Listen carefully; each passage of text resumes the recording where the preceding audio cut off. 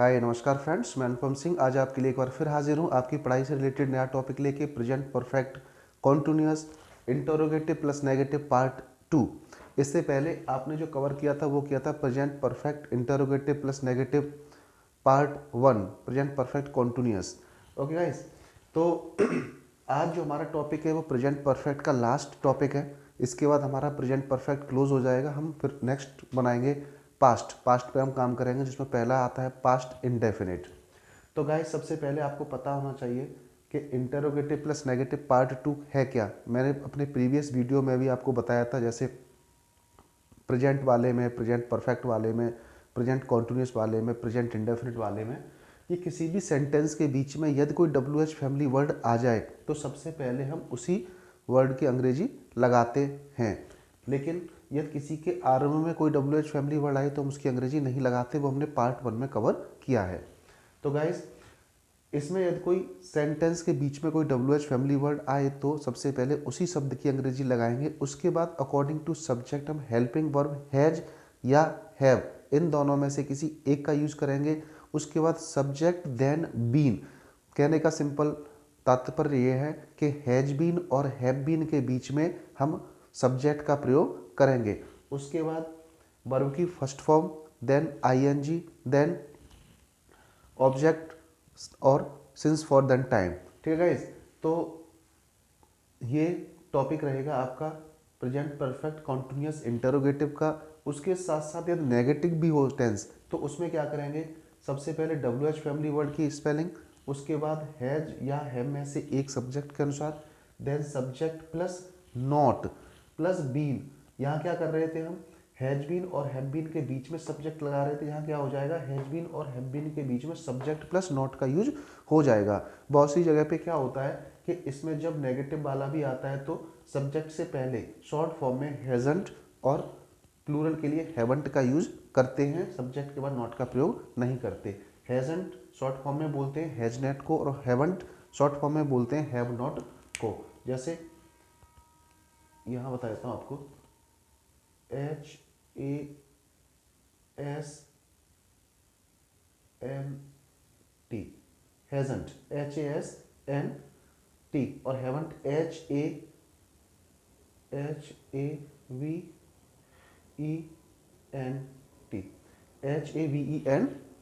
ठीक है, तो ये शॉर्ट फॉर्म होती हैं, हैजंट HASN अपोस्ट्रोफी और HAVENT।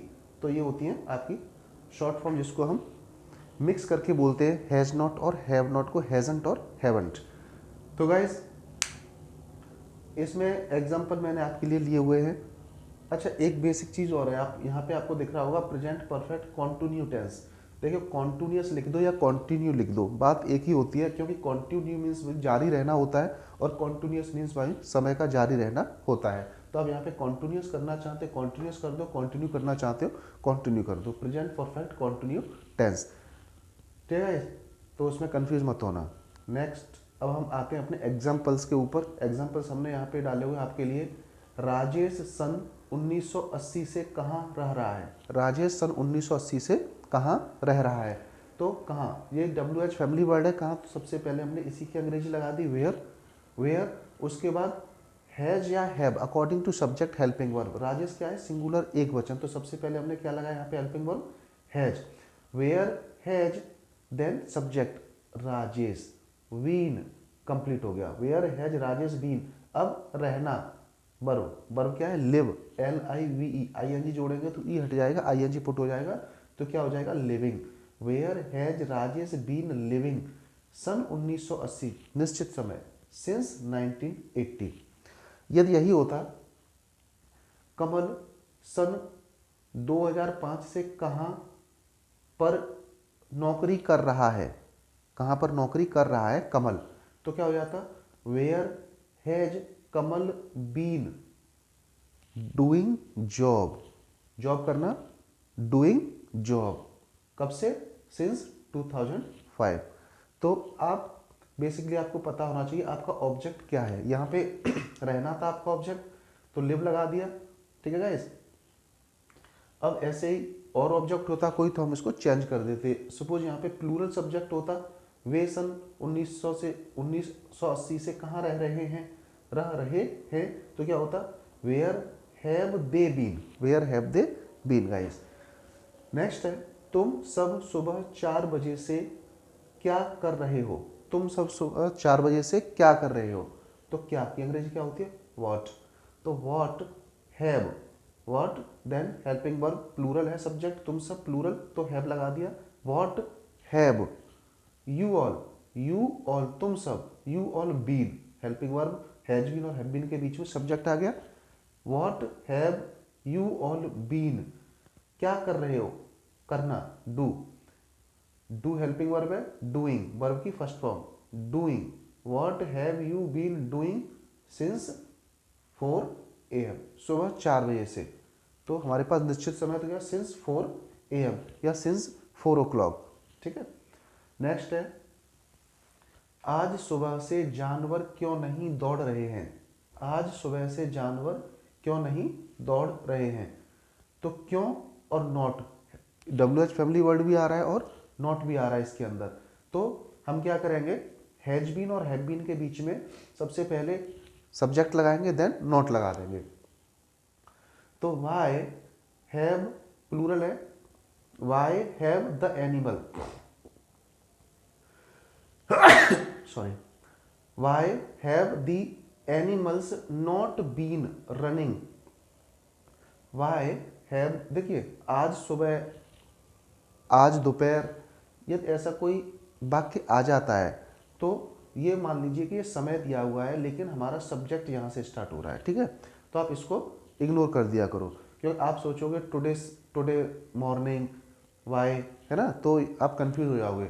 तो आज सुबह से, तो ये आपका समय हो गया, लेकिन स्टार्ट कहाँ से हो रहा है आपका, जानवर क्यों नहीं दौड़ रहे हैं, तो सब्जेक्ट क्या है इसमें, जानवर, सब्जेक्ट क्या है, जानवर, तो जानवर प्लूरल है, तो सबसे पहले हमने हेल्पिंग वर्ब का यूज करेंगे हैव, उससे पहले हम क्या लगाएंगे, WH फैमिली वर्ड वाई, तो why have the animals not been running, sentence खत्म हो गया। अब आ गया आज सुबह निश्चित समय, सिंस टुडे मॉर्निंग, ठीक है गाइस। नेक्स्ट है, वह 4 दिन से दूध क्यों नहीं पी रही है, वह 4 दिन से पी रही है, फीमेल, थर्ड पर्सन सिंगुलर, तो वाई हैज सी, पी रहा है होता तो क्या आता ही, लेकिन पी रही है, why has she not been drinking milk for 4 days, 4 दिन से, अनिश्चित समय, तो फॉर 4 days। नेक्स्ट है, रेलगाड़ी पिछले कई दिनों से समय पर क्यों नहीं आ रही है, रेलगाड़ी है यहाँ पे सब्जेक्ट, कहीं पे बस हो सकती थी, ठीक है, हवाई जहाज हो सकता था, तो यहाँ क्या, रेलगाड़ी नहीं, क्यों नहीं आ रही है, क्यों सबसे पहले WH फैमिली वर्ड वाई, रेलगाड़ी singular has, why has train not been arriving, आना पहुंचना, अराइव, कमिंग नहीं लगाएंगे, अराइव लगाएंगे, ARRIVE ING जोड़ेंगे तो ई हट जाएगा, ING पुट हो जाएगा, why has train not been arriving on time, समय पर नहीं आ रही है, on time, for many days, पिछले कई दिनों से, ठीक है।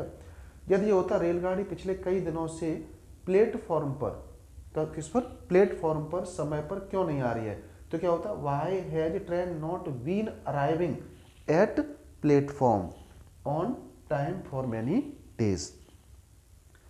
नेक्स्ट है, विद्यार्थी 5 दिन से स्कूल क्यों नहीं आ रहे हैं, विद्यार्थी 5 दिन से स्कूल क्यों नहीं आ रहे हैं, तो why have the students not been coming to school for 5 days। तो आप टेंस बना सकते हैं इसके अकॉर्डिंग, आपको सारी हेल्पिंग वर्ब पता है, आपको ये भी पता है कि हमें सबसे पहले किस फॉर्म का यूज़ करना है सेंटेंस में, कहाँ पे हमें सिंस लगाना है, कहाँ पे फॉर लगाना है, हेल्पिंग वर्ब क्या होती है, तो इसके अकॉर्डिंग आप सेंटेंस को बना सकते हो गाइस।